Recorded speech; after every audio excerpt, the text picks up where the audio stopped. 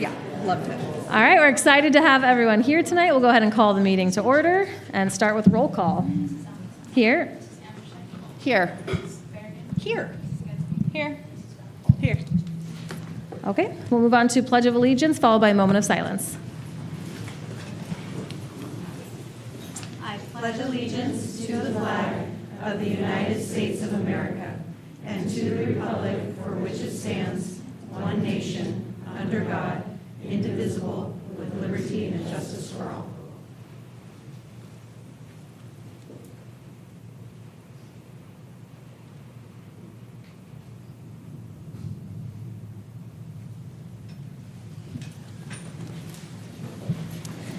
Okay, approval of the agenda. Do I have a motion? Motion. Second. Any discussion? All in favor? Aye. All right, and approval of the minutes from the July 9th regular meeting. Motion. Second. Any discussion? All in favor? Aye. All right, and we'll turn the time over to Dr. Sprout for the superintendent's report. Thank you, President Abeg and governing board members. It looks like you all showered before you came tonight. I wrote it down just so I could say it. That's my job for the evening. No, it's great to start our school year here at our first big governing board meeting of the year. Thank you for the energy that you're bringing to this room. And here we go with our superintendent's report. The National Gold Star Program is one of our country's most prestigious awards, recognizing outstanding elementary and middle schools where educators work together to continuously improve and ensure student success. Vista Del Sur Accelerated Academy exemplifies this commitment. Beyond strong academic achievement, Vista has built a culture that empowers students and staff, strengthens collaboration, and creates systems that support lasting success. We are incredibly proud of the Vista community for earning this, and I will say again, a national recognition. Please welcome Principal Jessica Epax and Assistant Principal Reed Brotherton to be recognized on behalf of their community.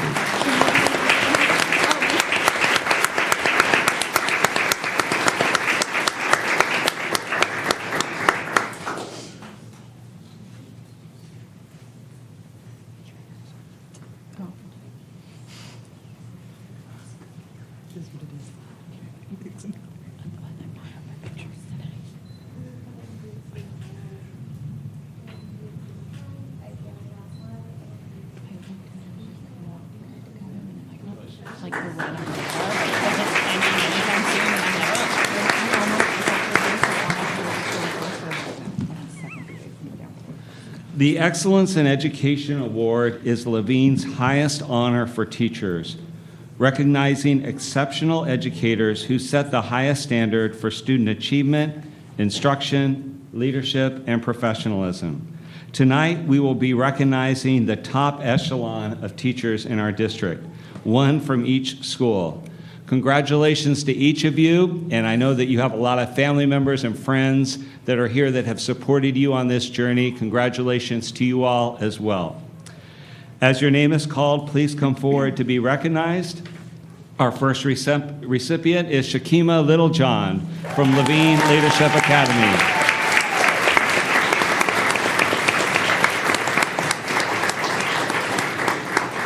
Sylvia Vasquez, sixth grade social studies teacher at Rogers Ranch STEM Academy. Audra Riley, sixth grade science teacher at Desert Meadows Elementary School. Jenny Major, art teacher at Paseo Point Dual Language Academy. Ken Klein, eighth grade math teacher at Trailside Point Performing Arts Academy. Sydney Thompson, third grade math teacher at MC Cash Elementary. Casey Cuellar, school counselor at Estrella Foothills Global Academy. Jason Evangelista, sixth grade ELA teacher at Vista Del Sur Accelerated Academy. And Melody Smith, third grade teacher at Levine Elementary School.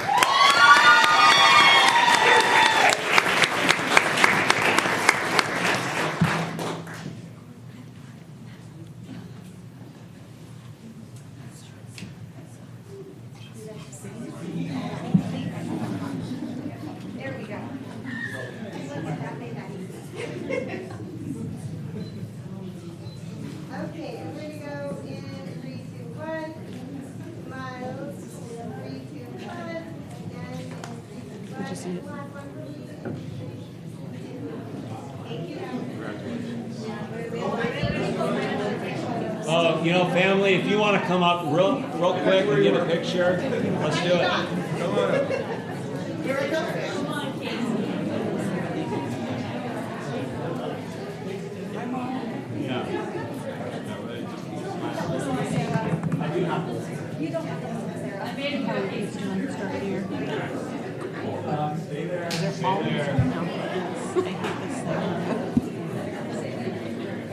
Yeah?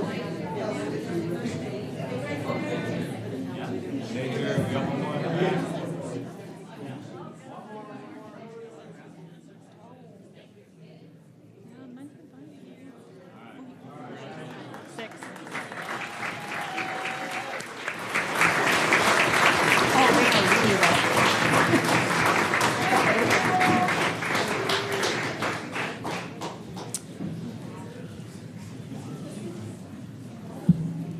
Can we just do a quick check? Is Gerardo here tonight?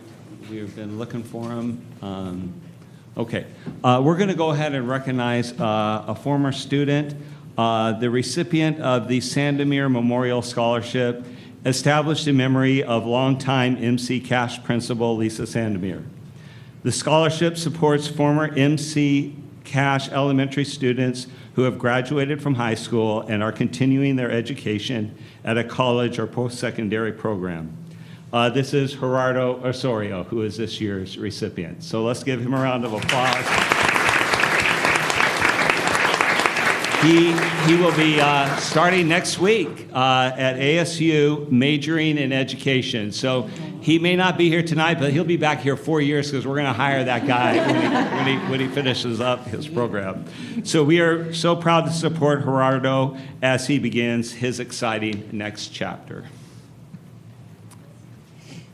Governing Board member Jill Berrigan received the prestigious Arizona Association of School Business Officials Hat Award at the ASBO annual conference last month. Where's the hat? And I wish you would have worn it tonight. It's not an ASBO event. I didn't bring it. We had agreed that she would bring the hat. She doesn't like the hat, and so she didn't bring the hat. It is an honor. I just don't like the hat. Yeah. This is a great annual tradition dating back to 1981, and it recognizes an outstanding member of the organization, that is our school business official community, with each recipient personally selecting the following year's honoree. Congratulations, Jill, on this well-deserved recognition. Thank you. The Levine School District has been named a 2026 Arizona Top Workplace. This recognition is based entirely on employee feedback from the survey we conducted in January, with more than 500 employees participating. We strive to be the best employer in Levine and the best school district to work for in Arizona through our employee experience commitments of impact, support, opportunities for advancement, competitive pay and benefits, wellness, and celebration. And we will continue to do that in the future.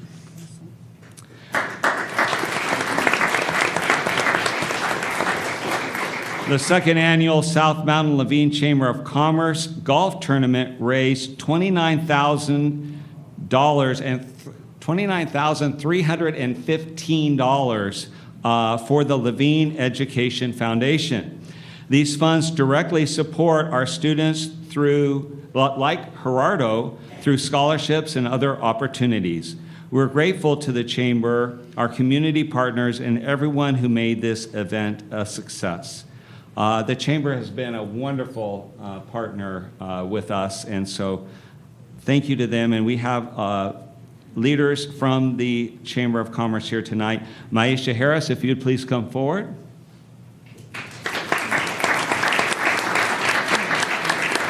Caroline Torres.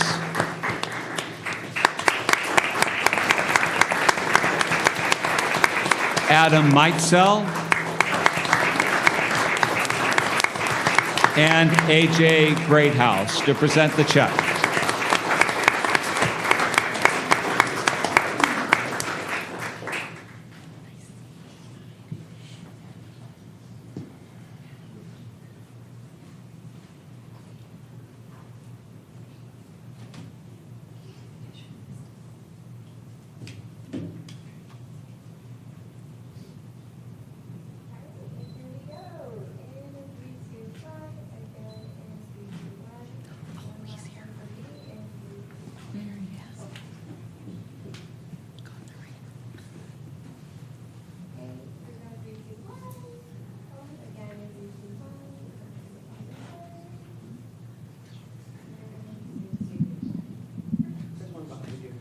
Can you do these on me?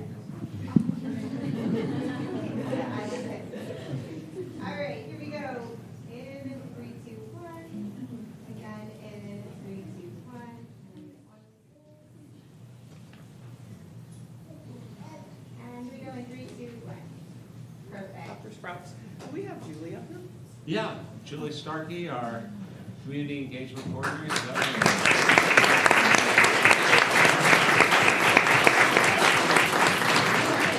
Grab another one.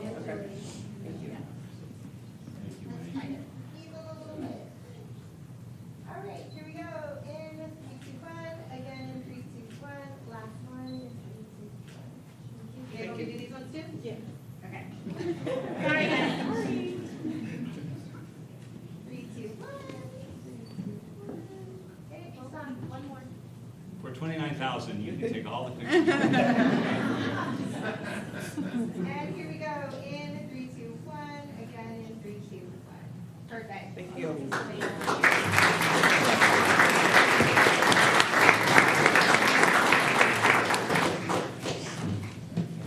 Well, Gerardo, come on up, our recipient of the scholarship. It's great to have you here.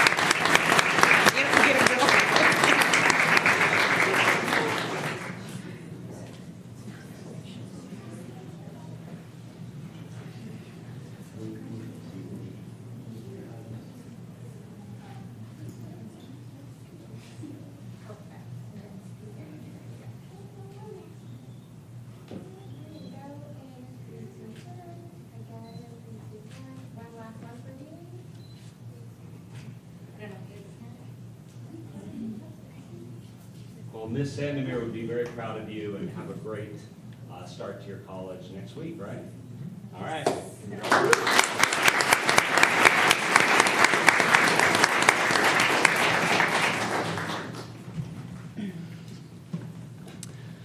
Dr. Carrie Palmer, who is a 7th and 8th grade science teacher at Vista Del Sur Accelerated Academy, represented both the Levine School District and Vista Del Sur Accelerated Academy exceptionally well when she received the Outstanding CSO, that's Chief Science Officer Advisor, STEMI Award on May 20th.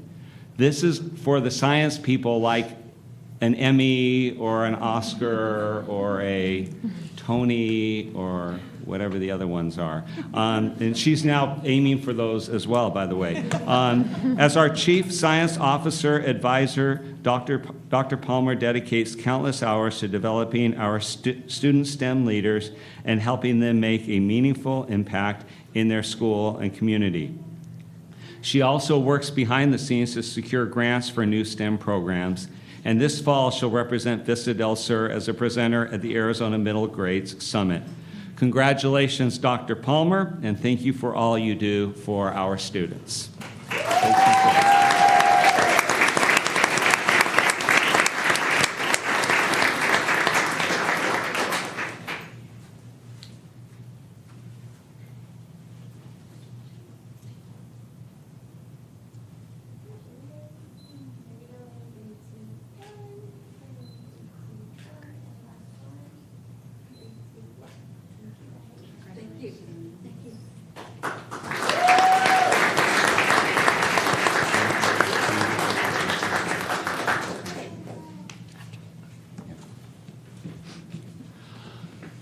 So we're going to go back a little bit here. On July 22nd through 23rd, we welcomed our new to Levine educators for new staff induction. That was for the entire week, 2 of the days at Paseo Point Dual Language Academy.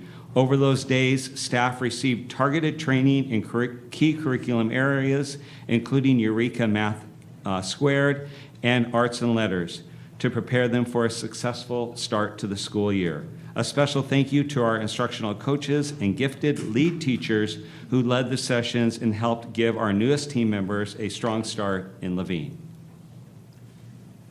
On July 29th, the Levine staff came together at Grand Canyon University for our annual Welcome Back celebration.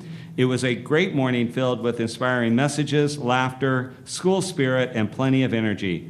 Most importantly, it gave us an opportunity to celebrate all our amazing employees / educators. Everyone is an educator, and start the new year together as one Levine team, including talking about our theme this year, We Advance.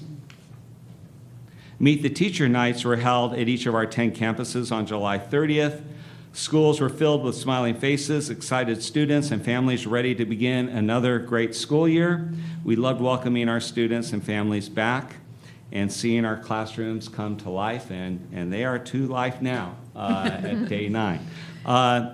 Also on that evening, we had the Levine Traditional Academy ribbon cutting. It was a wonderful celebration, bringing together students, families, staff, governing board members, community partners, and local leaders to officially open our 10th school here in Levine. Thank you to everyone who for the past 3 years helped to plan, build, and will be part of this amazing community. We also, on the first day of school, opened a new 15,000 square foot classroom building at Vista del Sur Accelerated Academy. This added 10 classrooms and collaborative learning spaces.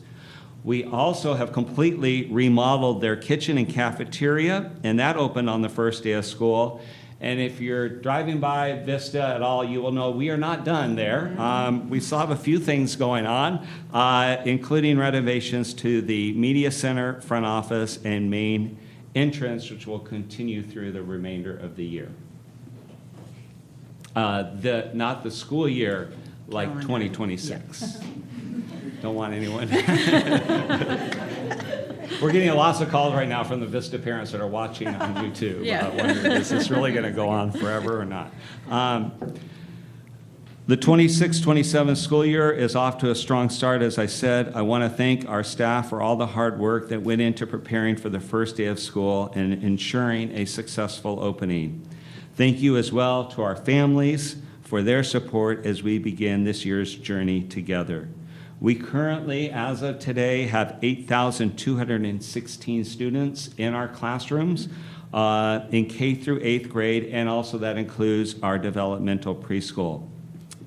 It's an increase of 1.2% over last year, and so we are excited about the year ahead. And I forgot to add up the preschool numbers for our tuition. Can you give us a rough estimate on that? No pressure. 300. Kim, you back there? No? We'll get it for you later, but we also, not included in that 8,216 are our tuition preschool classrooms, which Sarah sent me the numbers and I didn't put them in. So we'll get that to you. Now we're going to go back way into the summer. Levine's summer meal programs served nearly 150,000 breakfasts and lunch at schools and community centers this summer. New this year was curbside meal distribution at Estrella Foothills Global Academy, where families could pick up a full week of breakfasts and lunches at once. More than 122,000 meals were distributed through this new program alone. Let's give a huge thanks and a round of applause.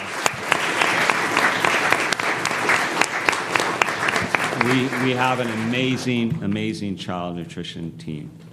On June 7th, Levine's Native American program provided families with the opportunity to attend the Arizona Diamondbacks Indigenous Day at Chase Field. Families enjoyed Native American music, dance exhibits, and other cultural celebrations while spending the day together at the ballpark. For the second year in a row, ELMM Law Group supported MCCAS students through its Backpacks to the Future event. More than 500 students selected a new backpack filled with school supplies and other goodies to start the school year. A special thank you to all the volunteers who helped give our students a great start. Upcoming events, we have our curriculum nights, which you can see the schedules there. They are on your calendar, as well as our next governing board meeting on September 9th. In case you're wondering, we're going to take a break, but we have a in just a moment, so just hang on. We have a great presentation, and I'm going to tell you about it right now, and then we'll take a break before we go into the business portion of our meeting.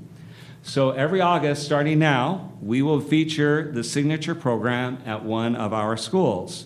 Each of our schools has a signature program that reflects our aspiration to provide the best option for students' families.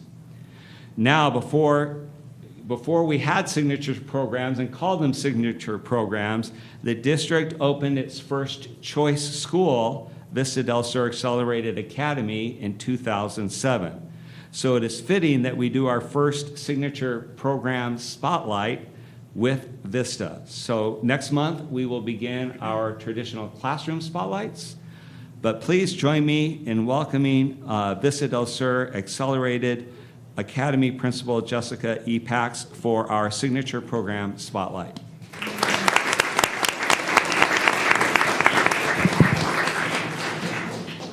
Good evening, President Abeg, governing board members, Dr. Sprout, and guests. As you said, I'm Jessica Epax, and I'm the proud principal of Vista Del Sur. I'm really excited to share some information about our signature program, but before we do, I wanted to share a couple of photos of our beautiful changes. So I know Dr. Sprout briefly touched on these, but I want to share a little bit more in depth. So this was actually our basketball courts. This was the first day of demo. And in between here, you can see an aerial shot of the same area and the beautiful 10 classroom building. We've been really enjoying it. Everybody from the students to the staff have loved it.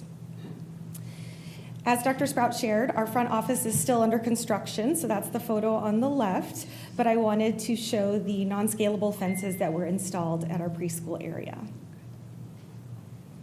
Here is our former library that has now transitioned into a spacious and beautiful cafeteria. We needed this space, so we're very excited about this. And now on to our signature program. At Vista, we teach a year ahead in math and ELA. Science and social studies are on grade level, but further in depth or hands-on, or both. And in kindergarten, it's a bit unique because we do 2 years in one, essentially. So we start in kindergarten, we move through quickly, and in about October, November, we're in first grade material.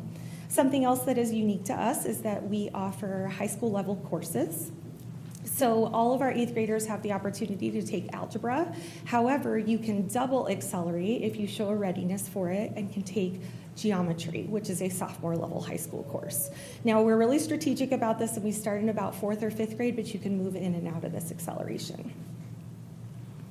But on to the best part of our day. These are some cute pictures of our beautiful little preschoolers there.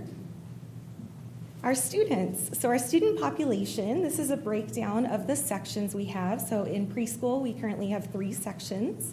In kindergarten, we were at 4, and we recently added a 5th, so very excited about growing there. 1st through 5th, we have 4 sections, and then we're going to continue rolling that up, which is part of why we had the beautiful construction going on. So we have 3 sections in 6th, 7th, and 8th grade. We're a very diverse campus, and something that I really enjoy is that our families come from all kinds of backgrounds. So here are just some of the languages that our students speak. We have many more, but these are the top 15. We also have a very large gifted population, so approximately 25% of our student population is gifted, and that breaks down into these different areas. So some of them are multi-qualified, they qualify in more than one area, but we have our nonverbal students, which are exceptional at visual spatial reasoning, our verbal, which are exceptional at language and verbal reasoning, and then our quantitative, which are exceptional with numbers and mathematics. And that's a really heavy area for us, as you can see. But that was just scratching the surface. I want to go a little bit more in depth of who we are. So this is our vision. We engage in effective instruction and are accountable for our learning by collaborating with peers, productively struggling with challenging concepts, and developing sound arguments. This is something that our guiding coalition originally created, took it to our staff, and our staff made some edits and changes, and this is what we strive to do and be every day.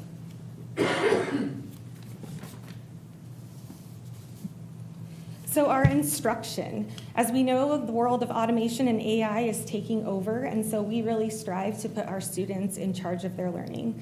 A great thing is our new curriculums, both EM2 and Arts and Letters, really lend themselves to student-led learning, but we really try to make our students problem solvers, critical thinkers, and we really heavily rely on collaboration because we know those soft skills are going to be so important in the workplace. Another thing that our guiding coalition and staff have created are our collective commitments. I'm not going to read them to you today, but just know that these are the behaviors that we all agree upon to carry out every day. And through these behaviors, that's how we achieve our vision. So this is what all of our staff believe in and practice each day. We also have our win time, which stands for what I need, and so that happens every day in all grade levels. And that can look a variety of different ways, but the idea is to support students. So it might be extending the learning that they already have, or honing in on some of those on-grade level skills. So we even have our ELA teachers sometimes jump in as math teachers and level out the grade levels to create smaller class sizes. One thing that stands apart with VISTA staff is that we have strong collective efficacy. We really have a shared belief that we can achieve great things. And through that, that is how we have accomplished so many wonderful things, as you highlighted this evening, the National Gold Star Award, the National Forum of Schools to Watch, A+ School of Excellence, and the National Blue Ribbon.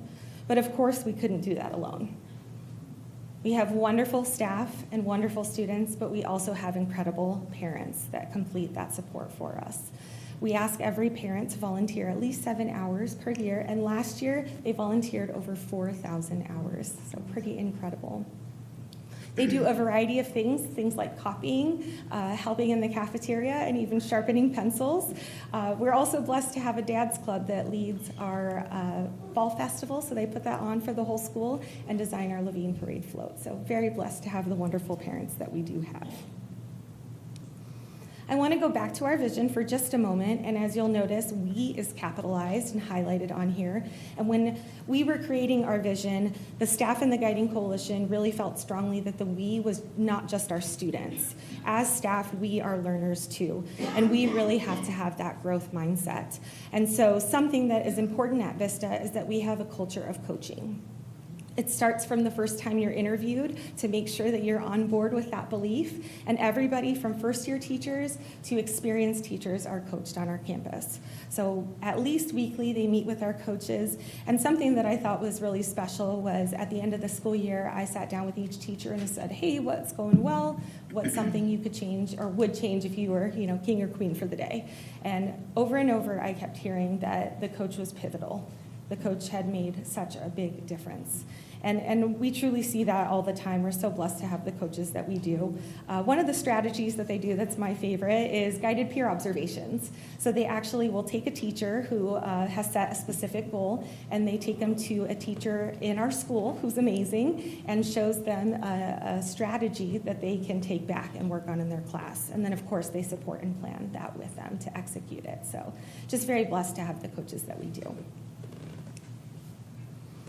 I think it's pretty obvious that I think VISTA is a special place, but I'm not alone. I want to share about a minute and 30-second video with you of some former VISTA students who are now in college. So you will see Celine Contreras, who is awaiting her acceptance into law school for ASU, William Garris, who is a sophomore at U of A, and, oh my goodness, Taylor Price. My mind went blank for a second. How could I forget? Taylor Price, who is a junior at Center University or College. Hi, my name is Selene Contreras, and I went to Vista Del Sur from 3rd grade to 8th grade. And this accelerated program has really helped prepare me to just remain strong in my educational journey. It has really taught me the importance of being disciplined, consistent, and being responsible for my work.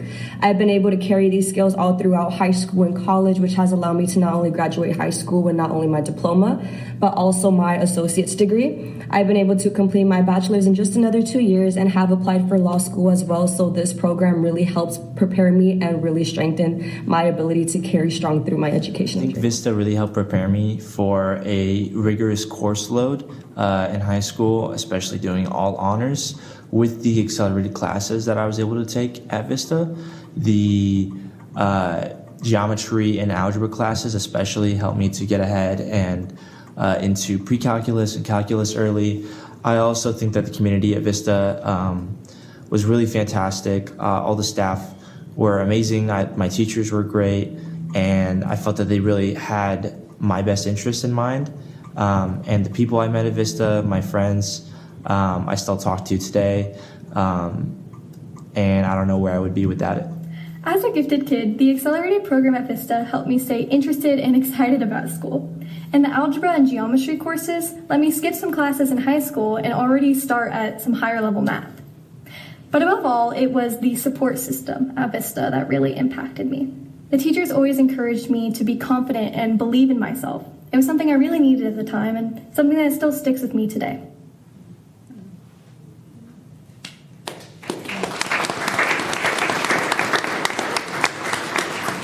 Before I wrap up today, I just want to highlight the beautiful artwork in the back that our students have completed in 9 school days. So a shout out and thank you to Ms. Salger, our art teacher. But with that, I'll take any questions. Any questions from here? I don't have a question, but I know we have, all of our schools are amazing, but I think this is a really great opportunity for us as a governing board to hear some more details about the schools, things we may, I mean, some of us have kids who did or are attending Vista, so we do know a lot about it. But I even learned some things, and so I think this was a great opportunity not to just share that with the board, but to share that with the community as well. So thank you for taking the time to be thoughtful about your presentation. Thank you. I appreciate that too. I learned more about Vista. I love pointing out that this was our first school of choice, and what a groundbreaking thing that was, that has led to a district-wide way of doing things, because we can see that these programs meet the special needs of our different students throughout Levine. So really cool on its own, and really cool to see the impact that Vista then rippled out into the district in initiating our choice schools. So thank you for being here, for sharing that. Thank you. Have a good evening. Thank you.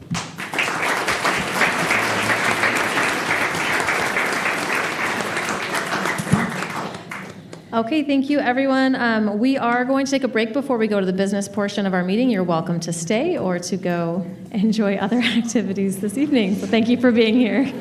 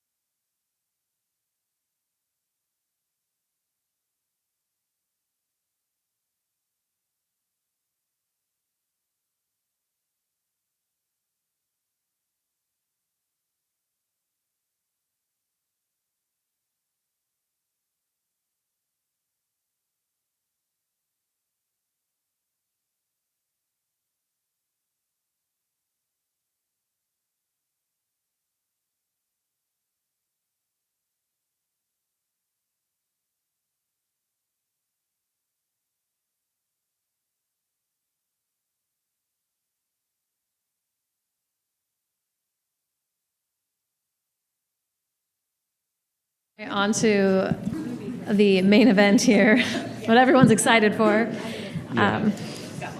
I love the celebrations at the beginning, and I'm really excited for the presentations this evening as well. We're going to start off with our aspirations to action steps presented by Dr. Sprout and Council. Okay.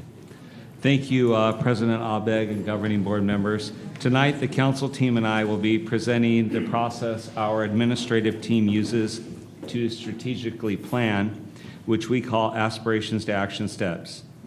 And to save time, I said President Abeg and governing board members on their behalf so they don't have to say it every time they come up.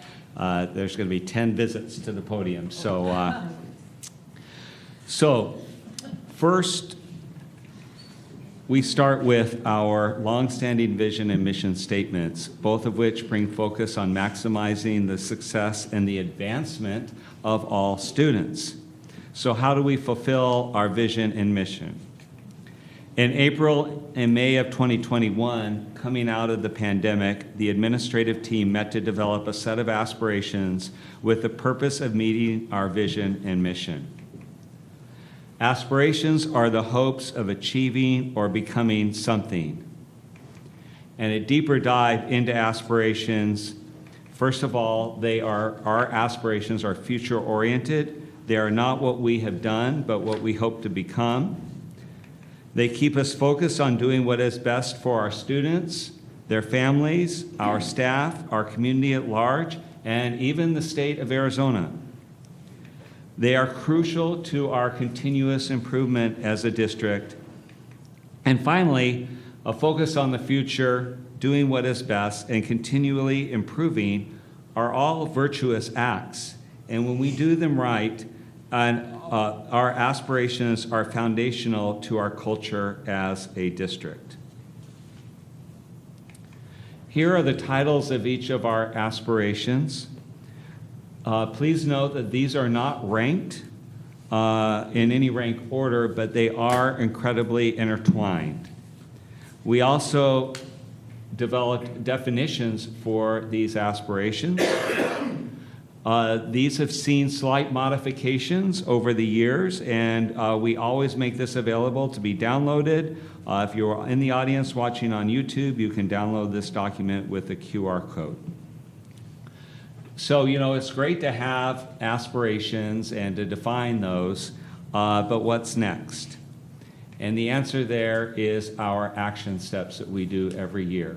So we realize these aspirations through our action steps. Each year, we go through a cycle of creating and then executing and then evaluating our action steps. And what we end up is with a document like this where we have an aspiration, our first aspiration, student achievement, a description of an action step, how we will measure it, who is responsible, and those are all codes for different employees, when it will be completed, and then in February, we will be doing a mid-year evaluation of that, actually in January, then with the administrative team, and then reporting it to the board in February with notes. And then at the end of the year, we will have our end of the year status check on those and notes, and then whether or not, I put 26, 27 here, but it'll always be whatever, are we going to continue it for the following school year. We actually have even one more column that talks about modifying. If you hit on the end of year status, actually, it will say some of these we modify and carry them forward. The goal here is not to have things on this document, though, that are just part of business as usual. These are things that are designed to move us forward.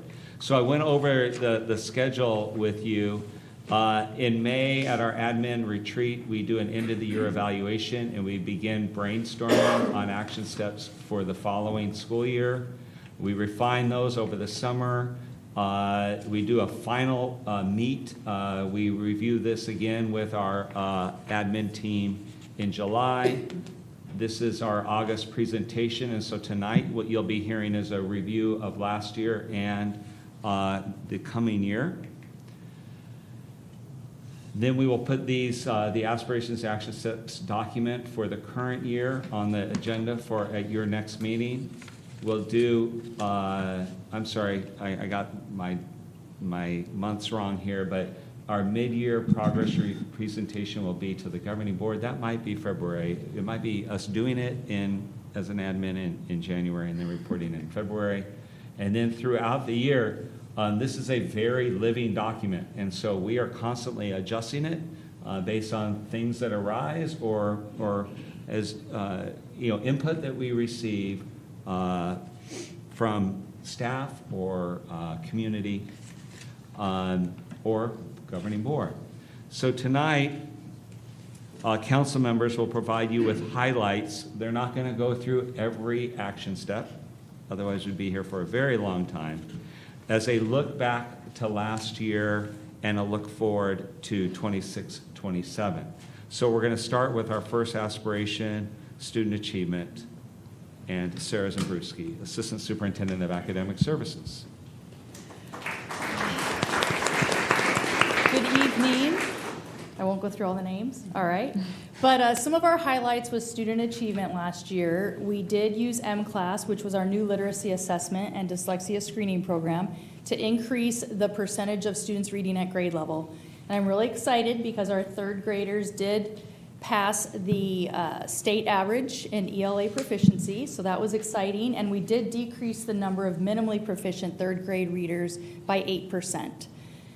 We also implemented K-8 ELA curriculum adoption with participation from approximately 70 staff and parents, and then brought it to you for that adoption, and now we're implementing it this year. Developed action plans with differentiated support to improve the number of reclassified English language learners, and I'm excited to report that we did reclassify over 17% last year. We also investigated an opportunity for students to earn high school algebra or geometry credit through in-district classes. I know you heard from Vista del Sur tonight that they have been offering that for quite some time, but now all of our schools are offering algebra and geometry to students who are ready, and they're earning that high school credit, so we no longer have to figure out transportation and a schedule with the high school. So that is very exciting. We're doing that through various means. A couple of our schools are actually offering 0 hours to offer geometry or algebra for those kids. Some action steps for this upcoming year. We want to implement the ELA and math module assessments from our curriculum in grades 3 through 8 and use this data to drive instructional leadership meetings. We want to implement the Superintendent's Level Up Club for all of our 8th grade students to support career exploration and high school readiness, and investigate approaches to increasing before and after school tutoring in math and ELA at all schools. So that is something you'll hear a little bit more about in a few more minutes. Now I'll turn it over to Jamie Camacho. Thanks, Sarah. So aspiration number 2 is really looking at instructional excellence, and we do strive to provide the best educational option here in Laveen. Some of the things that we accomplished in the 25-26 school year was really looking at the pacing of our curriculum. We've implemented our programs, making sure that we're pacing it so that our kids are getting a full year's worth of educational exposure. We've also implemented PLCs with all of our staff, including our school administrators last year. We implemented our math intervention program, which is a part of Eureka Math Squared. It's called Math Catalyst, and we really saw a great growth with our special education population using that intervention this year. Going into the 26-27 school year, as Sarah mentioned, and thank you to the governing board and our community for allowing us to adopt arts and letters. I've been in classrooms already this school year, and our kids have these great texts in front of them, and they are really enjoying being a part of authentic text and really getting involved in the learning that they're getting through their reading, which has been really fun to watch. Just Monday and Tuesday of this week has been just made me happy. So thank you. We've also continued with our culture of coaching, and so this year really being intentional about creating systems in place and ensuring that each one of our instructional coaches are spending 300 minutes a day, so really looking at a teacher schedule and mirroring that as a coaching schedule, that they're offering direct support to teachers so that we can have those great testimonials like you heard tonight at Vista del Sur with their exceptional coaches. coaches, that their teachers see that as something that moves them forward in their career. And we're also elevating our instruction this year with a district-wide initiative of checked work, which is an idea that when kids are asked to do work, the teacher's walking around and giving that feedback and making sure that kids are on pace and that they're checking that in real time to close gaps before they even occur. And so those are some of the things that we're working on for the school year, and I will turn it back over to Sarah. All right, aspiration number 3, student-centered. So some highlights from last year, we structured a program for the new Dean of Student Attendance position that included a campaign to decrease chronic absenteeism across the district. Our goal was to decrease it by at least 5%. We did decrease by 5.5%. So that was an outstanding effort. We created a system of accountability to ensure the completion of intervention support, which is our Compass curriculum for behavior supports.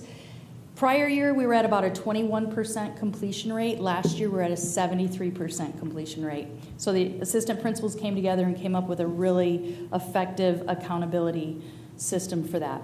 We also implemented the principles outlined in the National Forum Schools to Watch rubric in grades 6 through 8. And as evidenced by that, we had 3 more schools earn the Schools to Watch distinction. So MC Cash and Paseo Point already had that distinction, and then last year, Vista del Sur Accelerated Academy, Estrella Foothills Global Academy, and Desert Meadows School also received that. Moving forward to this year, some big things we're going to be working on is making sure that all schools meet the requirements to earn a state-level PBIS award. We also want to implement the suggestions provided by parents in the PBIS survey that was given in the spring of last year, and you guys will be hearing more about that in just a few minutes. We will be creating individual attendance success plans for identified students to reduce chronic absenteeism. So those students that were chronically absent last year, maybe the last 2 years, but they weren't excessively absent, maybe they weren't our students that missed 60 and 70 days, but students that are just missing just more than 18, like between 18 and 30 days, developing a plan similar to like an individualized educational plan for students. This will be a success plan to help them make sure they're coming to school and being successful. We will also be implementing at least 1 new middle grade practice from the Association for Middle Level Education at each of our schools. And with that, I will turn it over to Tim Thomas.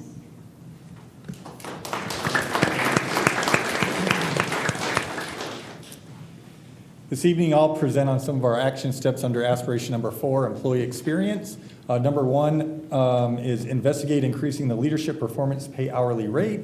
We investigated that last year, and this year we implemented a new hourly rate going from $30 to $35 an hour. We also increased the amount of hours for leadership performance pay from 60 to 70 for a total amount of potentially $650, which is almost approximately a 1% additional raise for our staff that are eligible for that. We implemented policies from the trust last year. That was an undertaking that we implemented.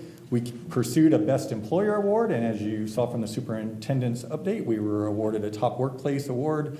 Energage conducted the survey in partnership with AZ Central, who partners with USA Today, and we're very proud of that. Also, we continue for our employee experience at every admin meeting to provide training to our admin team in the area of employee experience, looking at some research from a Gallup poll that says that the top 4 qualities employees want from their supervisor or leader is hope, trust, compassion, stability, and that's how we implement that. Looking to this school year, we are looking at implementing an IVP fingerprint card for all district employees.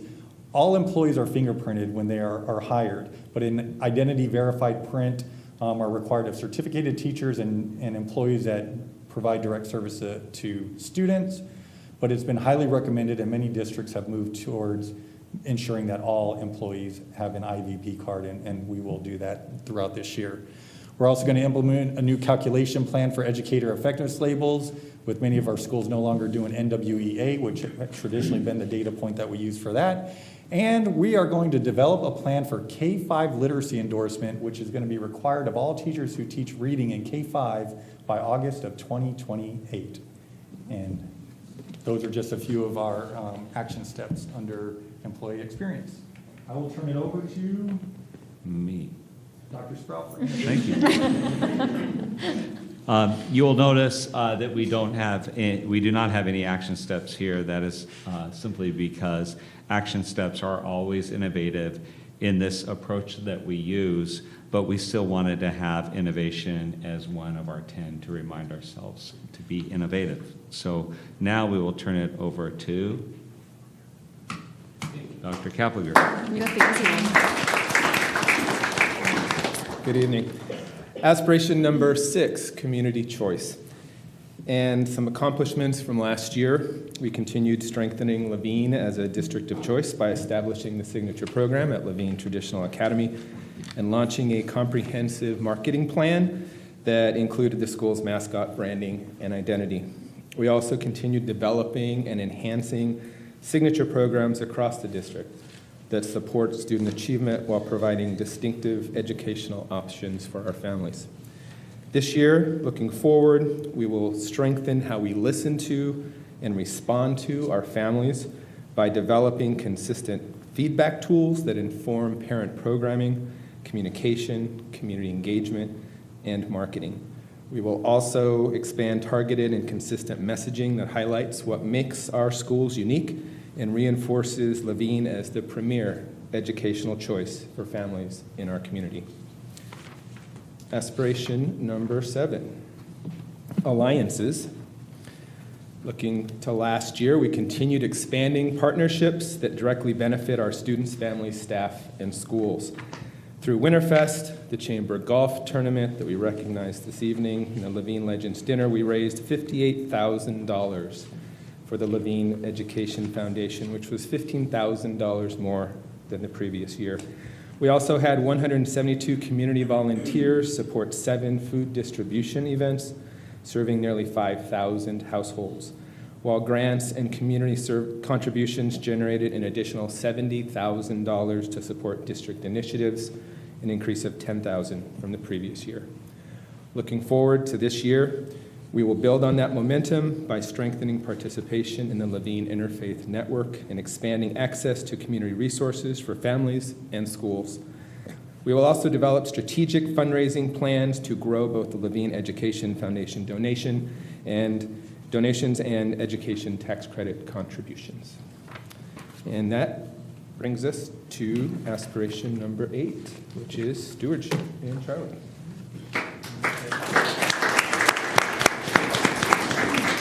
Thanks, Robert. Aspiration number 8 is stewardship, and that's where most of the business and operations department initiatives fall. Some of our highlights from last year, I think the top one by far is a very visible, tangible accomplishment, and that's completing the construction of both Levine Traditional Academy and the new classroom building at Vista del Sur on budget and on time. Both of those are open and serving students this month. We also increased student participation in the free breakfast and lunch program. Breakfast participation went up by 14% last year. Lunch participation went up by 1%, so that was probably growth more with our student enrollment. But more than 3/4 of students now are having lunch through our free lunch program at our schools. We also implemented electronic W-2s last year within the business department. That saved us some time with printing and postage and staff time to take care of required tax documents in January.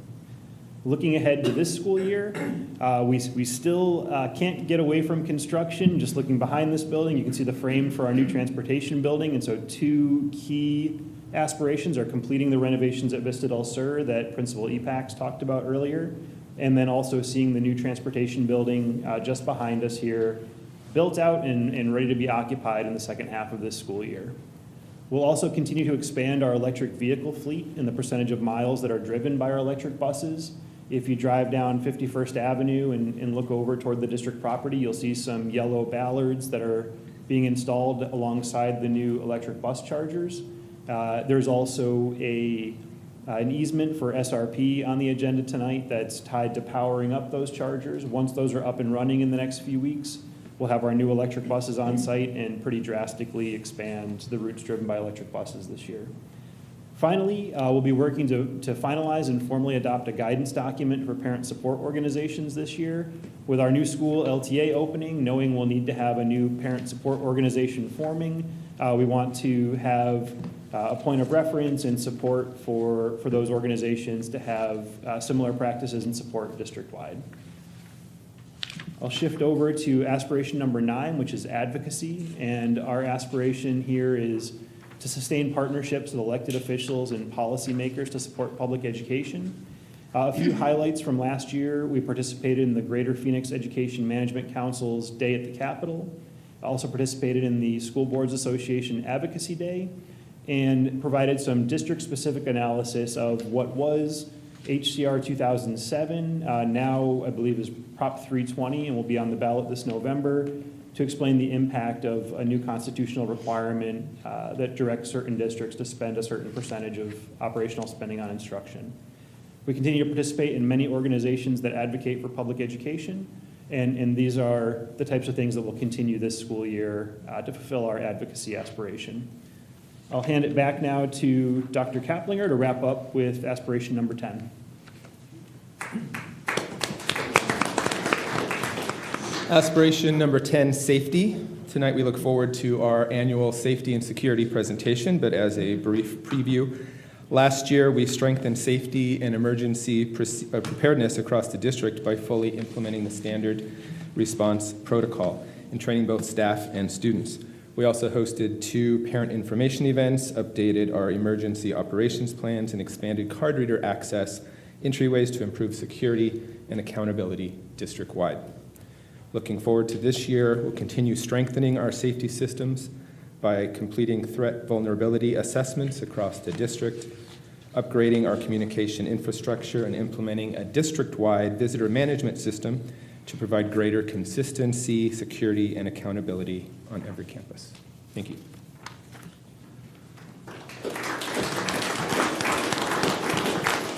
Thank you to our amazing council team. What we want to emphasize at this point is that your input is appreciated. As I said, we also receive input that goes from a teacher to a principal to us and gets added to this document. But at this time, if you have any questions or comments you would like to make, we will be taking notes. So we will turn it over to the board. Okay, we'll start down at the end, per usual. Mrs. Bell. Well, hello. Thank you for all this. This is awesome. I feel like there's a lot I can still look through. I did have a question and I didn't flag it. Now I'm kicking myself. I turned right to it. The developing the plan for the K-5 literacy endorsement, I think that's awesome. I worked in a district where we all had to have that endorsement. Is there plans?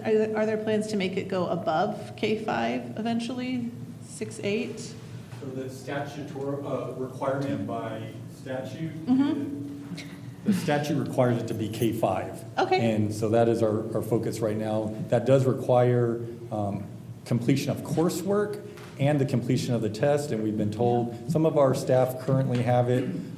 If you have a reading endorsement, or we might have had some instructional coach, and you cannot pass the test without taking the coursework. Right, that is true. You cannot show up in just a content knowledge test like you could to get a science endorsement on your certificate. It is going to be 6 hours of coursework, 2 different 3-credit-hour classes that. Are you guys going to host that as a district? So there's a few different options what we're looking at right now. So the community colleges offer affordable choice. All the universities are playing catch up with this. Some people are waiting around to see if the legislation is going to change on it because of the demand, both financially and time commitment. Yeah. And there are options to where we can offer cohorts here at the district office after school. And so we hope to offer a couple different options that best fit each of our staff members or our teachers. Thank you. I was curious how you were going to do that. We had that opportunity that they did it. They taught it at our district, but we had to come in on Saturdays. It's a lot. It's a lot. Yeah. Well, thank you. And thank you for all of this. This looks amazing. It's so cool to see the goals all written out and aspirations. And what's even more important, I feel like, is the action steps to achieve them. That's so important. So thank you guys for everything. I went through, as you were talking, kind of marked some things that I love. So I think investigating approaches to increasing before and after school tutoring in math and ELA. I think that's amazing. I love to see that on there. I'm sure it was on last year's too, but I also like on a couple of different areas, implementing suggestions provided by parents. This one specifically PBIS survey, but listening to what the parents have to say and putting that into some sort of action, I think is really important to our community and to our parents. And the students, kind of on side of that is, trying to understand why not the 8th grade, the attendance for 8th grade field trip was one of these things in here, like why aren't more 8th graders going on these field trips? Is it a cost thing? Is it a fundraising thing? I know that there's a big, long list of fundraising, but I feel like some of the schools do the same ones over and over. Maybe parents could have some input about what they'd really like to spend their fundraising dollars on and what they would encourage their friends and families to participate into, because sometimes the same thing year after year. People may not be as interested. I also love the fingerprint clearance card for everybody. I love promoting a well-being day. That's in here. I think that's super important. Of course, I love that. I wish I had a well-being day.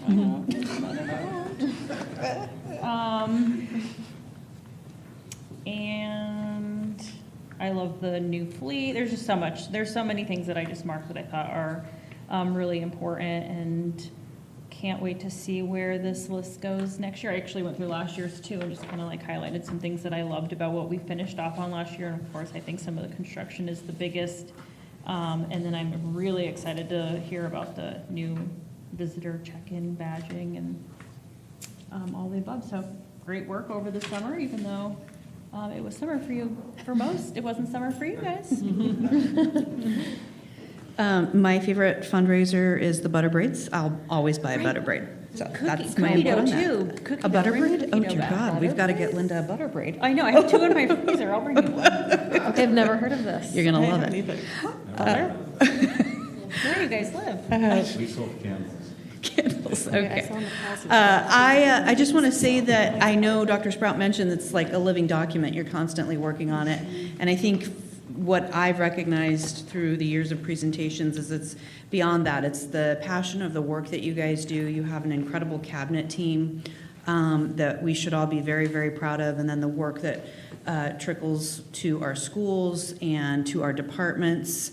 I just see a lot of passion behind it. That's what I am recognizing, and I really appreciate that.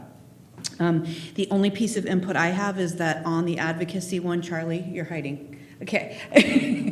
I would add for the Prop 320, if now that turns into more informational pieces to our community about what that means, obviously from a factual perspective, but I would, if we could incorporate something like that in there, I think that's going to be really important. It's, it's detrimental to schools in many ways, so I would appreciate that. We will add a step for that. Awesome, thank you.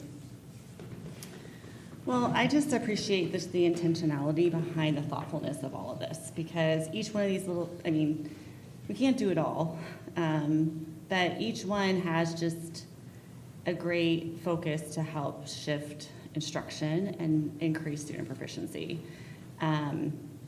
There's a lot of information here, and after 9 really long days back to school, I'm still trying to process all of this. So I probably will have additional questions or comments later. But because one thing I was trying to look at is that looking at the old document and noticing that one might be that particular item is still carried forward this year, but it was modified, but it's not necessarily the same number in the next the current document. So I'm like, well, how was that item modified? So that's just where some of my questioning might be. I think my other curiosity is that the student achievement, of course I'm going to talk about student achievement, is just the goal of an increase. My curiosity is, well, what's the beginning step? Like, where are you currently at and where would you like to end? Of course, we want to end at 100%, but that is going to be an increase over time. So just the curiosity of where each grade level is and what to aim for. It's just a suggestion, but I appreciate you the time in this, and I might have more later. Yeah. All right, thank you for being here. I love this document because as you all come up here with your different areas of expertise, we're seeing such a variety of needs being recognized and addressed, whether that's needing extra support to be on grade level, or to be or to catch up, or to go beyond, or attendance, transportation, feeding our students, the safety of our students. Like every time you brought something up, it's like, oh, right, that another facet of what our children and our community need. And I appreciate that there are so many eyes looking at all these different facets of what we can provide and what we should be providing for our children and staff and community. So I just really appreciate all of that. And it was fun to see the things that were passed off from last year. I mean, on budget and on time for the construction we've had and beautiful buildings. That's super impressive. I love the mascots, like the branding from each of the schools. It's a topic of conversation from my graduated kids of like, the mascot's different. And I love hearing that.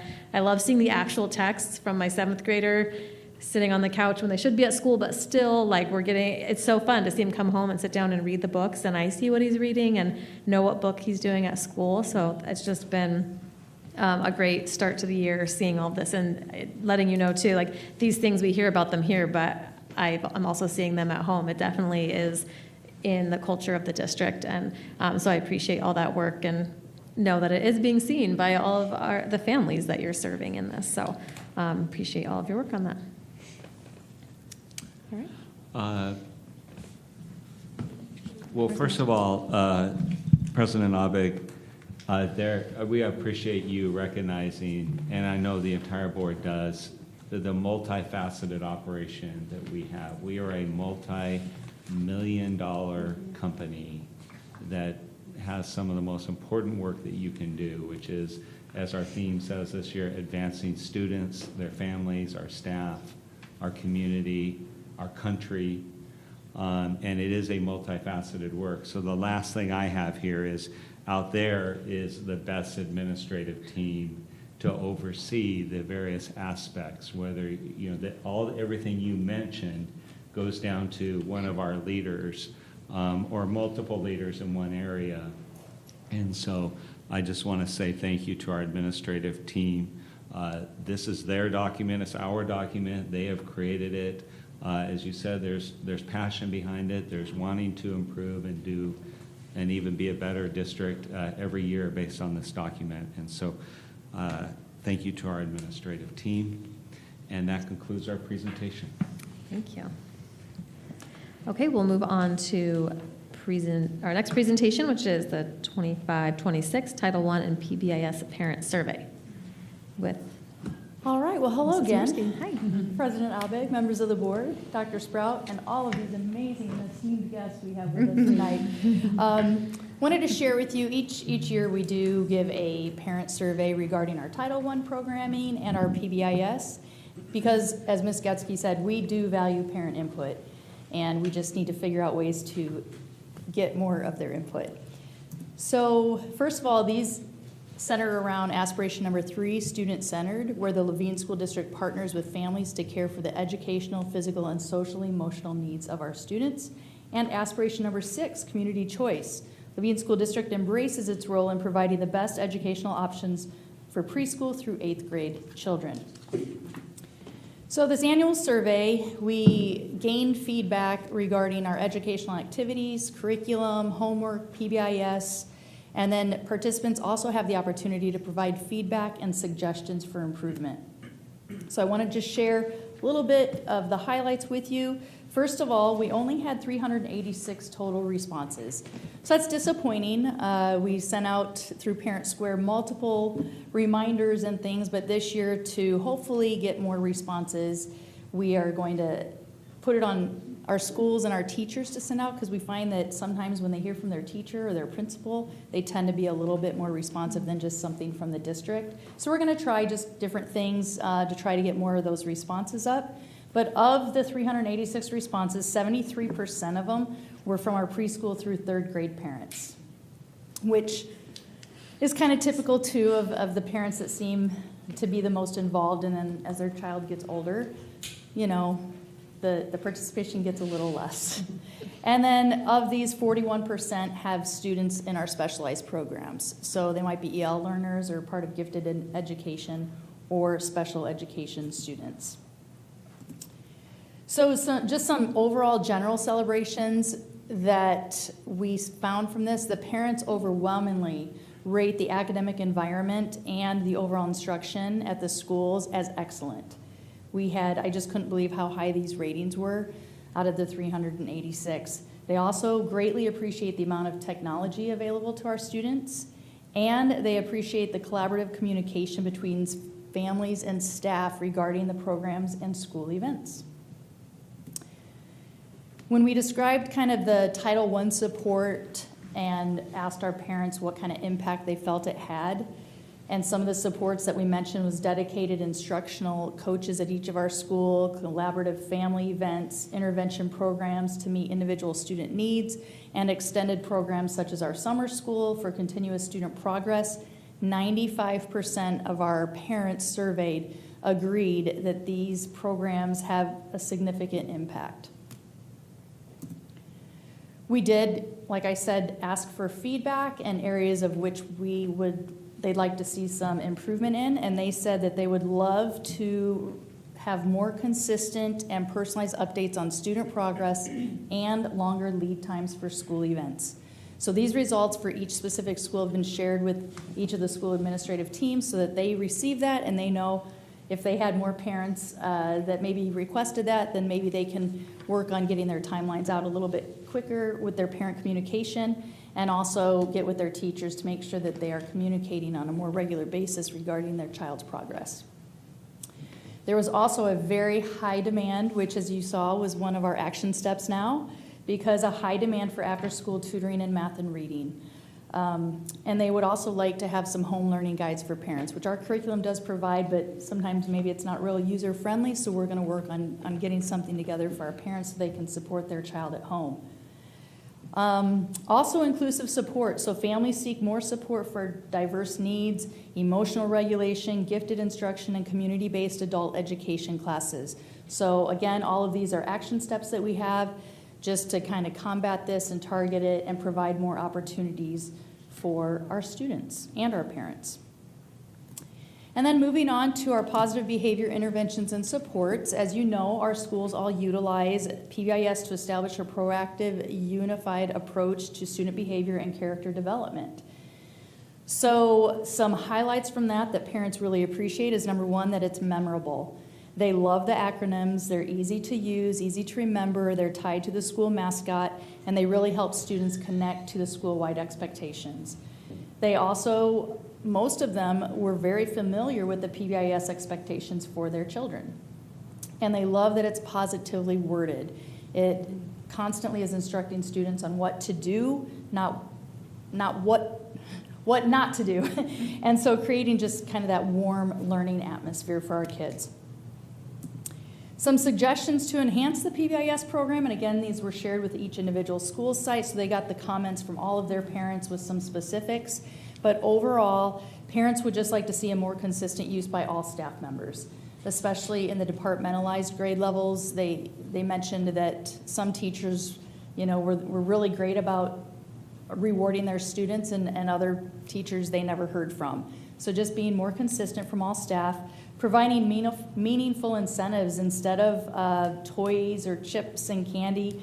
They would like more privileges or school supplies, which ties right into our Healthy Schools Act. Got rid of the chips and things unless they're dye-free.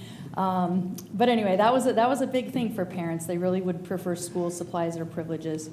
And then parents would love to be more educated on the program so that they can support that at home, and what are some ways that they can have these same expectations for their child at home so that it's just consistent for their child throughout the whole day. And then just general overall areas of praise for both aspects. And this exceptional staff was nearly every single parent that completed the survey commented and expressed gratitude for just the hard work, the patience, and kindness that's demonstrated by the staff. They also appreciate the celebrations, all the milestones, honor roll, principal's list, student of the month, and then each school kind of had some specifics that they do. They even mentioned science fair and spelling bee. They love the communication platform like Parent Square. They really appreciate that they get these messages and text messages and things. Positive language. They love, as I mentioned before, the positive language for behaviors and for PBIS, and just kind of that common across all, just, be respectful, be polite, and do your personal best, and they hear it from all staff. And then just the overall welcoming environment.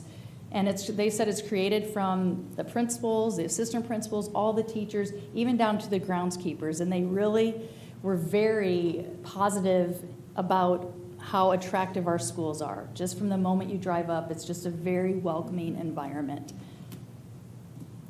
So that concludes the overall summary of our Title I and PBIS parent survey. So with that, I will take any questions or comments you might have. Okay, starting down with Mrs. Bell. Anything? No, thank you. Okay, Ms. Getsky. Sorry, I have a ton of questions. I should know this, but when does this come out? Parent Square or email? It came out via Parent Square. And when was the timing of that? It was April 27th to May 3rd. So, okay. Just like the last 2 weeks. I don't even know if I took this, sorry for your results, but that last 2 weeks of the year is, can you find out? I know, like, What the email last 2 address weeks of would the you year use? is absolutely psycho, and I completely miss everything that happens then. So I'm not suggesting, I'm just giving suggestions. I don't know if that probably doesn't make sense. I'm not telling you what to do, but anyway, like maybe the timing, like if they could do like, maybe think about like a mid-year check-in or even like a beginning of the year, like parents are so much more engaged this time of year, like reading all the emails. Like if you were a parent from last year, we'd love to hear about it. I just, honestly, if it was in the last 2 or 3 weeks of the school year, it's like science fair and end of the year parties, and it was like chaos. So I don't know, maybe that has something to do with like the, the participation rate. I don't know. And also Parent Square gets crazy that time of year because it's just like, you're just peppered with communication everywhere. So, Maybe but I we'll think look it's at great. moving I up love the it. timeline. I mean, if that's the best time of year, then that's the best time of year, but I probably missed it, so. Sorry. No. It's okay, you can give your input at these meetings and we will take it to heart. No, I think this is really important. I just think that this time of year, like I'm looking every day, I'm looking for the weekly updates and filling out all this stuff, and then when we're ready to check out, we're checked out. So.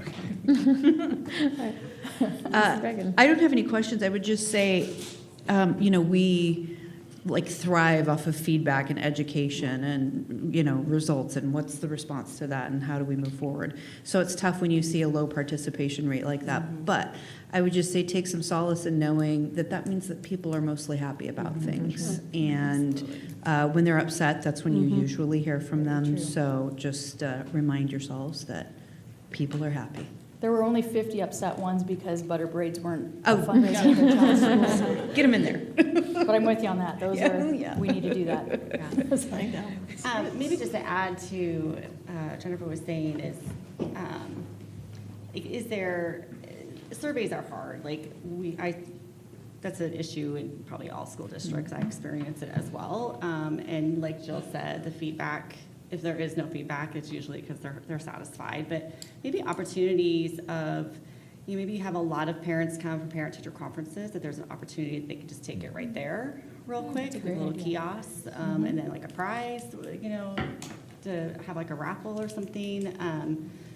Or if there's like an end of year event that's happening at your site, that might be an opportunity also to tap into those parents who might be attending. So those are great it's another ideas. option. So, but it's great.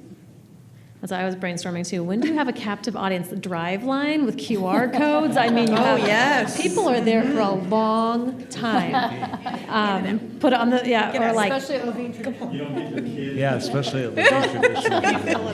I mean, choir concerts that people are, posadas at the Point. I mean, there are a lot of people at these things. And even the idea of at the beginning of the year, you definitely, I think that's when people are looking at their apps the most. So those are great ideas. But- Entrance into 8th grade promotion? Yeah. Yeah, I know, I was thinking about that too, You'll get a kindergarten ticket and after you 8th complete grade this. promotion, although it'd be a very skewed sample, but you would have a lot of people there.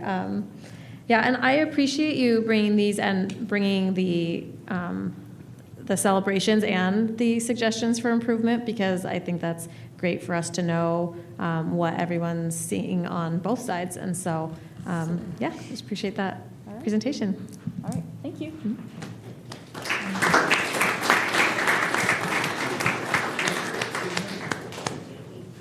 All right, on to safety and security with Dr. Robert Kaplinger and Mr. Mike Gowell.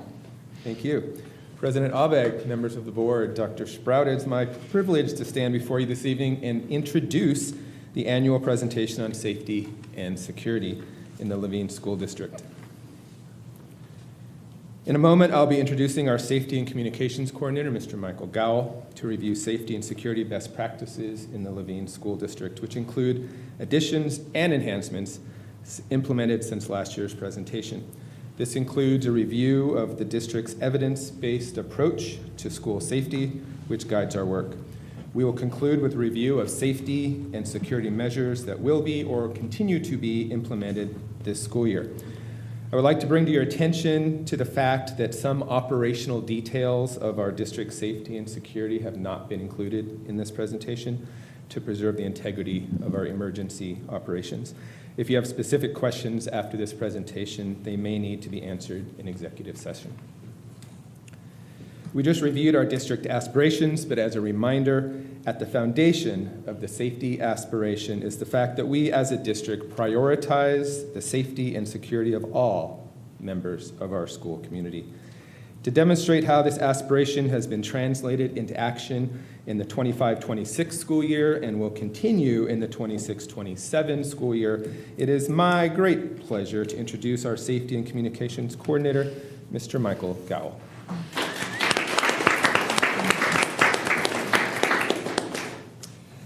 All right, good evening, President Abeg, governing board members, and Dr. Sprout. Thank you for allowing me to discuss not only our approach to school safety this year, but the trajectory of the upcoming school year and years to come. Embedded within this approach is the philosophy of preparing for high-risk, low-frequency events in hopes that we will never have to utilize that training. This philosophy aligns with our aspiration to action steps and is the foundation of the safety initiatives here in the Levine School District. We will adapt to a rapidly changing world while preparing for and responding to these events in a way that best protects our students, staff, and school community.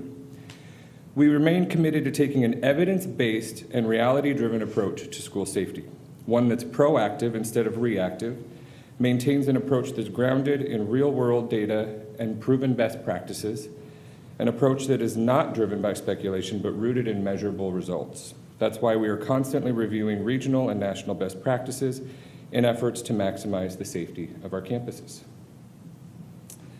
We'll first review current practices that have been implemented in previous years, discuss last year's safety accomplishments, followed by the initiatives for this school year. At Levine, we are dedicated to continually assessing and evaluating our infrastructure, procedures, and initiatives. Past initiatives and collaborations that support previous aspiration to action steps include the installation of our non-scalable fencing, closed campuses and single points of entry, lighting upgrades, key card readers, secure front offices, locked door policies and procedures, and district and site safety committees. We will continue to reinforce these practices and repeatedly reevaluate their efficacy to ensure we're maintaining a high standard for everything that we do. The 25-26 school year was a year of collaboration, growth, and improvement as Levine is becoming recognized as a regional leader in school safety. Last school year, with the collaboration of many sites and district departments, we were able to accomplish safety and security goals that included the elimination of keypads and the expansion of the card reader infrastructure, ultimately increasing our accountability district-wide, a focus on targeted safety training and information sessions with our certified and classified staff, school and district administrators, front office staff, SROs, students, and parents. The targeted training included the completion of verbal scenarios and hands-on exercises with school and district administrators, building a strong foundation for emergency response across multiple disciplines. We completed our mandated fire and lockdown drills with over 95% compliance and completed a district-wide signage audit aimed at evaluating the status of proper signage and location identifiers throughout our campuses. Finally, we revised all district and site-based emergency operation plans that serve as the roadmap for how we prepare for, mitigate against, respond to, and recover from emergency situations. These EOP revisions also brought us into compliance with statutory requirements for EOPs 1 year ahead of the state deadline. Most notably, the 25-26 year was an instrumental year in implementing our new system for how we handle emergency situations at the district. With the governing board's approval, we successfully adopted and implemented the standard response protocol from the I Love You Guys Foundation. Offering a common shared vocabulary that gives students and staff the framework to handle school emergencies, the SRP is comprised of 5 simple actions. Each of these actions are followed by a directive or instructions. Hold. Hold in your classroom or area. Clear the halls. Secure. Get inside. Lock outside doors. Lockdown. Locks, lights, out of sight. Shelter, where the hazard and safety strategy will be announced. And evacuate, where the location will also be announced. This model also allows staff to initiate an emergency response that best fits the situation. This program addresses all phases of emergency management by giving staff the tools they need before emergencies occur, with clear and visible protocols that offer intuitive training, during emergencies in a way that minimizes confusion, giving clear direction on what actions to take, and guidance for what happens after an emergency situation by standardizing reunification efforts. Our year 1 implementation efforts were successful as we trained nearly 100% of staff in person, including 2 evening information sessions with parents and guardians. I would like to shift to the school year ahead and share the school safety initiatives for the 2026-27 school year.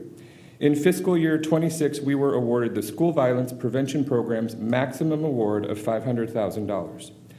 This grant was a competitive federal grant aimed at improving physical security and coordination for K-12 schools. With the support of these funds, we look forward to the 26-27 aspirations to action steps that will drive our work. And as a result of the District Safety Committee meeting recommendations, a committee that is comprised of school and district administrators, we've identified and designated portions of this funding to support established fiscal year 27 projects that you see on the screen. Over the summer, all sites throughout our district were assessed for safety and security vulnerabilities by an industry professional, resulting in actionable information on how to better secure our campuses. Additionally, we have completed communication infrastructure upgrades by replacing an aging fleet of radios.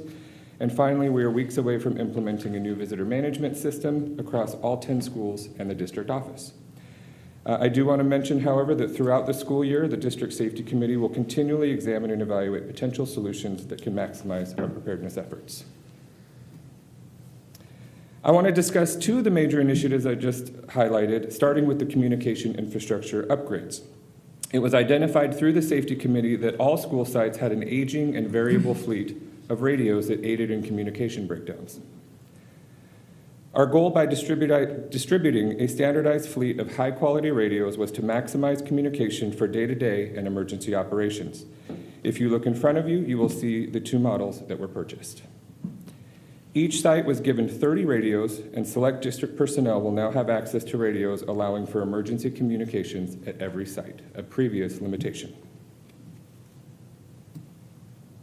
Another safety initiative that I'd like to highlight is our new visitor management system called Visitor Aware. This system will replace outdated and inconsistent practices by providing our campuses with a modern, fair, dignified, and standardized process that is part of our layered safety strategy. This system supports real-time accountability by providing our team with information on who is on our campuses at any given time, which is especially important during emergency situations. This new system will also screen visitors and volunteers against the National Sex Offender Database and will integrate with our student information system, Synergy, allowing important information to be shared, like court orders and custody agreements. Each campus will receive 2 or more kiosks that will be able to keep up with peak demand times, and in the coming weeks as we near our rollout date, we will ensure staff, students, and families have the needed information and resources to make the implementation as seamless as possible. I would like to quickly demonstrate how easy the process is. In this example, since I've already scanned my ID recently, the system will be able to recall my information to expedite the process. It's important to note, however, that this does not change our existing policy that all visitors and volunteers must have an ID present to enter campus. So very quickly, I'm going to choose that I'm checking in as a visitor. I would like to check in. It's going to have me take a picture.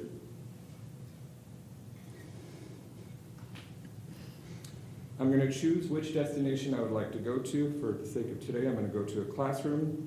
On my initial visit, I entered my phone number, so it remembered that. I will hit check in, and it's welcoming me back, and hopefully will print me a visitor's badge. And I'll share that with you so you can see the details that are on it. It shares my name, my destination, the time I checked in, and the location I checked in. And what you see in front of you is a white badge. Ultimately, the schools will have the choice to purchase highly visible colors, neon colors, to more easily identify visitors. Once they are done with their visit, they're going to come back to the kiosk. They hit checkout. It asks for my picture one more time. It knows my face now, and it says successfully checked out. Now I'm out of our systems database.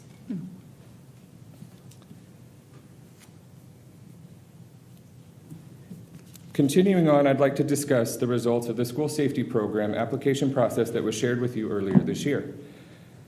Over the last 3 years, our district was fortunate enough to participate in and receive funding from the school safety program. This program, established within the Arizona Department of Education, was created to support, promote, and enhance safe and effective learning environments for all students by supporting the cost of placing school resource officers, school safety officers, and school counselors on campuses throughout the state. Fiscal year 26 was the final year of the previous grant cycle, making this year one of the new 3-year grant cycle. I am pleased to share that all 10 of our campuses were awarded funding, allowing us to continue having officers present 5 days a week, supporting a cost of nearly $1.7 million this year alone. Due to the highly competitive nature of this grant cycle, one of our schools, EFGA, was selected as part of the 3-year cohort of awardees. Our remaining 9 schools were awarded funding as part of the 1-year cohort. To provide some context on just how competitive this program has become, approximately 120 schools received school safety program funding in 2019. By 2025, that number had grown to more than 1,200. For this grant cycle, the program received more than $181 million in funding requests against a base appropriation of $82 million. As a result, the school safety program was only able to fund schools' first position requests. The school safety director at the Arizona Department of Education remains optimistic and committed to advocating and lobbying for additional appropriations that would allow the 1-year cohort to receive additional funding for the remainder of the 3-year grant cycle. And I look forward to keeping you updated as more information becomes available. Finally, I'm excited to share with you that as part of our ongoing implementation of the Standard Response Protocol, I will be going back on tour. Over the next several weeks, I'll be visiting every student throughout the district to deliver hands-on, age-appropriate training on how to respond to emergencies utilizing the Standard Response Protocol. I'll be spending time with our pre-K through 2nd grade classrooms in small groups to maximize learning, and we'll be holding larger assemblies for our 3rd grade through 8th grade students.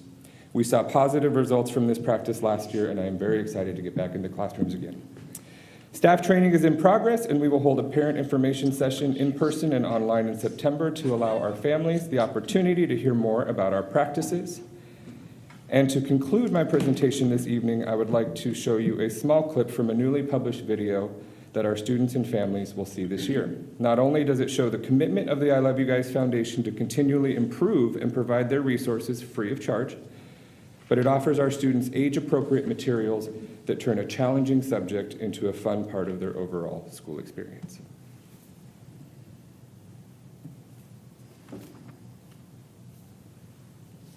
Hopefully. Who wants to tell us what this is called? Miles. That's the standard response protocol. AKA the SRP. Exactly. It's a standardized set of actions that students, staff, and teachers can rely on during unusual incidents. I heard it's used by schools and districts all over the US and the world. Right. There are 5 different actions that can be implemented depending on the circumstances. We'll also show you the hand gestures for these so you can communicate non-verbally. Leah. Hold. Secure. Lockdown. Evacuate. Shelter. Any one or combination of these actions can be used when something unusual happens near or inside the school. But there's just one mission: to keep calm and alert no matter what is happening. Let's get into it. Let's start off with hold. So if you hear or see hold in your room or area, clear the halls. Hold in your room or area. It means there's something going on in the hallways or common areas. Everyday stuff, like maybe a medical emergency, a cleanup, or some kind of altercation. What's your move? If you're in a classroom, stay there and keep focused on what you're doing in class. If you're in the hallway or a common area, get out of the way and stay calm. A hold means there's no need to stress. Whatever's happening is getting handled, and they'll clear the hold when everything's resolved. All clear, the hold is released. All clear, the hold is released.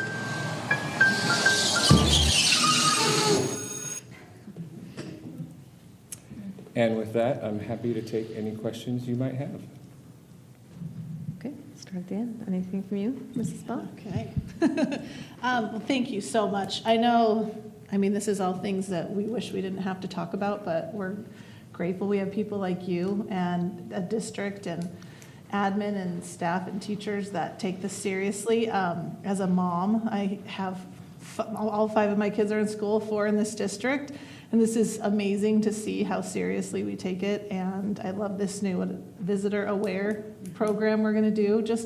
You called it layered safety strategies. And I love seeing all those layers to help protect our kids. I know that is all of us, one of our number one things that we are most concerned with. And it's so important. And so thank you for all you're doing on behalf of all the parents out there. I'm sure we all feel the same. So thank you so much. Congratulations on a $500,000 grant. That's so amazing. I love that for the district. It sounds like somebody probably put a lot of work into that, and I appreciate that. Are the radios closed circuit, I imagine, so that other bandwidths can't get in and listen to school traffic? Correct. There's multiple layers of safety that are embedded within the frequencies. Good. I like that. I thought so. I was just asking. When you said recently, so is it like when you're scanning in and you had been in there recently, is there like a 30, 60, 90 or school year like database that it holds to know like your information? So that is a parameter that we can adjust, and that will be part of the initial rollout. What we want to do is still encourage parents to bring their IDs, so it won't be for an indefinite amount of time, but that specific time frame will be communicated when it rolls out. So you'll still give the front desk your ID, you'll get the badge, and then you check, when you check out, you essentially get your badge back. We will no longer require handing over your ID. Oh, okay. So this is that. Mm-hmm. Correct. I'm just curious, like, why EFGA for the 3-year? Is there like a certain, like, I don't know, it just seems like out of, that's a good question. Yeah, like 1 out of 10. Yeah. Crazy. So again, this year was an extremely competitive year, and I think there was over 1,300 applications overall.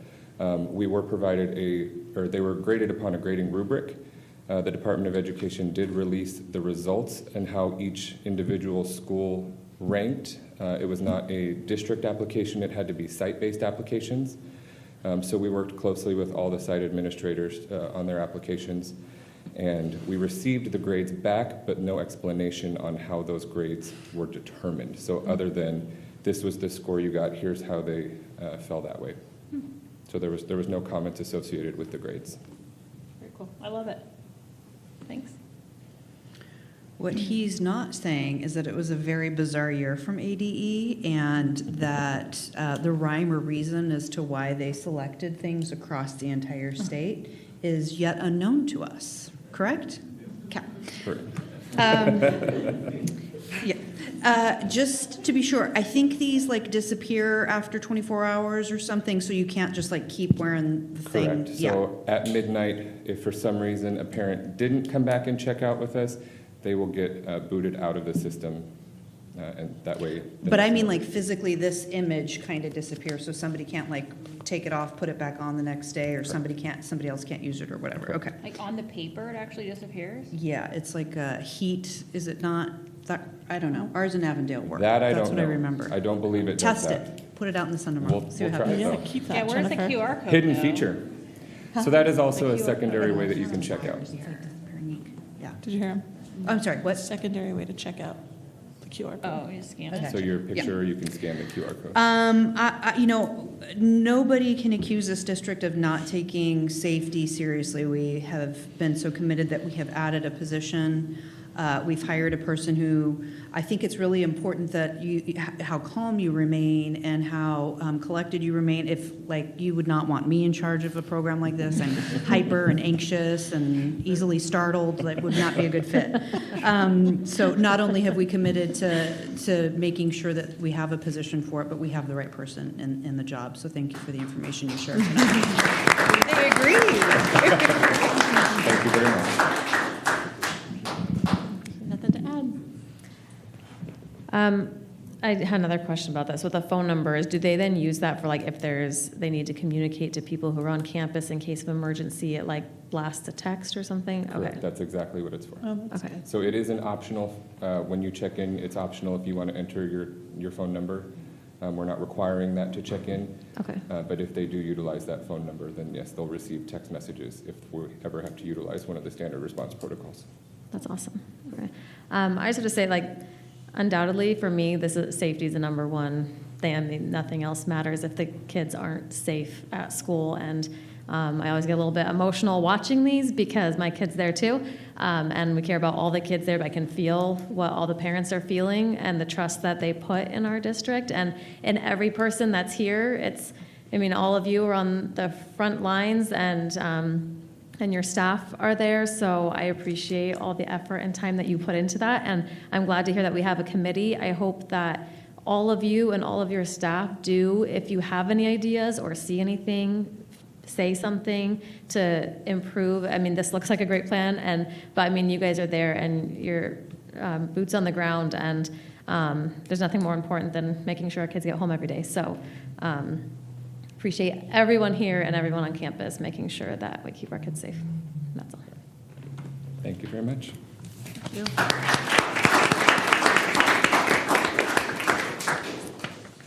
All right. I don't think we have any call to the public, so we'll move on to our consent agenda.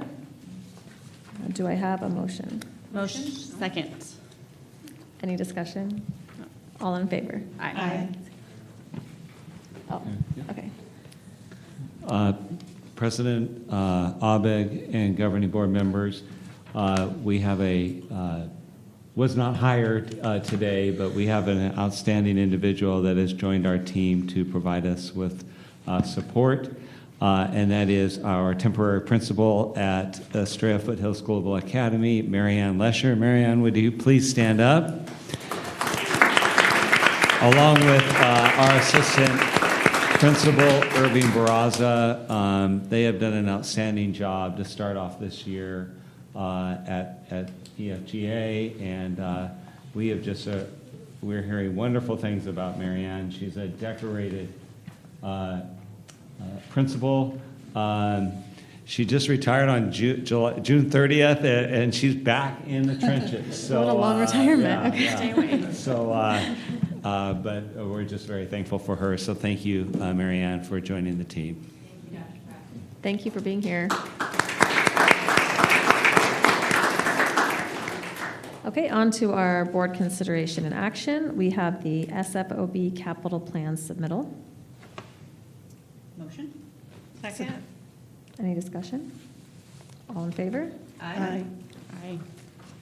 Okay, and policy revisions. Motion. Second. Elsa, would you mind giving us a brief overview of what we're voting on for policy revisions? Of course. Policy 1-103 will change the title of clerk to vice president. Policy 1-105 will revise the section on conflict of interest and provides more specific recommendations on internal controls for both the board and employees. Policy 3-102, 3-102E, 5-212B clarifies the governing board's responsibility to either approve the student fundraisers or to delegate that duty with specified parameters. 3-103, 3-103F adds revisions to clarify requirements for board approval of payments and expenditures. 3-108 specifies that the board shall approve the independent audit firm and contract terms prior to the audits. 3-109A, 3-109C, 3-109D, and 3-109E raises the threshold for procurement quotes for goods and services from $10,000 to $15,000. And 4-302F will allow part-time employees to donate and receive personal leave. I was laughing because I saw some cheering and the silent cheers in the background. Okay, does anybody have any questions? I don't have any questions, but did I turn that off? Hello? They want me gone. I don't have any questions. I would just like to amend the motion and waive the second reading if anybody wants to second that. And I forget, did you make the motion? I didn't, but Okay. I'm amending. I'm Who, making an amendment. Yeah, who made the motion? Me. Do you accept the amendment to the motion? Yes. Okay, and who seconded it? Me. You accept the amendment to the motion? Yes. Okay. Any further discussion? Okay, all in favor? Aye. All right. That is all of our voting items. On to comments, and we'll go the same order. We've talked a lot tonight. Welcome back. Happy new school year. I hope it's gone well. We said it was day 9. Is that right? Yep. Day 9. We finished day 9. This has been a new school year for me as well. I know I shouldn't make it about myself, but whatever. My youngest is in kindergarten now, and all is good in the world now. I thought it would be sad. I'm happy. I'm doing great. Thank you for all you do. We love you from the bottom of our hearts. No, really, thank you, and thank you for all the presentations today and everyone in this room. You're all impactful, not only for me personally, but all of our kids, but the whole community in general. Like Levine is Levine and doing great things because of all of you. So thank you so much for all that you do, and have a great school year. Here we go. I mean, I think this was awesome that we got a monsoon tonight too. I'm sad we didn't have windows here so I could watch it. But thanks again. I've had plenty to say tonight, so welcome back. Also, thanks to Jessica Epax at Vista for spending your birthday presenting the signature program at school. Happy birthday. It's her 29th birthday, right? Yeah, okay, I thought so. I just want to say thank you, Marianne, for stepping in for us. You're going to love this district. It's the best. Congratulations to Erin and her baby. Did she have a girl? Did she name her Jill? I keep trying. I'll keep trying. Ava. Oh. Okay, well, that's cute too. Ava, awesome. Close second. Mr. Jacobson, this air conditioner squeals like my car did before it died last week. We probably got to get some grease on that. I don't know if you heard it because it's up here. Just wanted to let you know. And it works well. It does work well. We are nice and cold up here. It feels good. Because we're wet too. But And that too. Because we're wet. Yes, that's all I have. I don't want to take too much more time because you all need to get home and get ready for the next day. But I do want to just mention one thing that I've noticed over the last few days is I've not been spending a lot of time scrolling through Facebook, but I have taken my limited amount of time to check out all of your school pages. Mm-hmm. And so I just want to thank you for that because that is really going to kind of go along with your Aspiration 6 to be able to highlight the things in your signature programs at your school. And also a great way to just communicate to families what's going on. And I've been able to just pick up on some things that I didn't really realize was going on, like certain clubs or that kind of thing. And so I just appreciate that because it really just highlights what great things you guys are doing and what's going on in the community. So keep that up. Doesn't have to be every day, maybe trailside, but appreciate you guys doing that. That's right. That's right. So thank you for that. Also, thank you, Marianne, for being here. Excited to have you here. And I'm kind of jumping off from something Mrs. Gatsky said earlier with the amount of work that has gone on this summer to get to day one. And most people here, I don't think, probably had much of a summer or what you would imagine in education. But my goodness, to have the first kick off the school year governing board meeting, have so much work that has gone into it, so much accomplished, ready for an amazing year with all the work that's been put into it. And you can just, whether it's going into the individual schools or coming to these meetings, hearing this, see how much work was put in and how prepared everyone here is to have an amazing year. So thank you for all the work that you did on that. Okay, our next meeting will be on September 9th at 5:30, and we will move on to adjournment. Do I have a motion? Motion. Second. All in favor? Aye. Aye.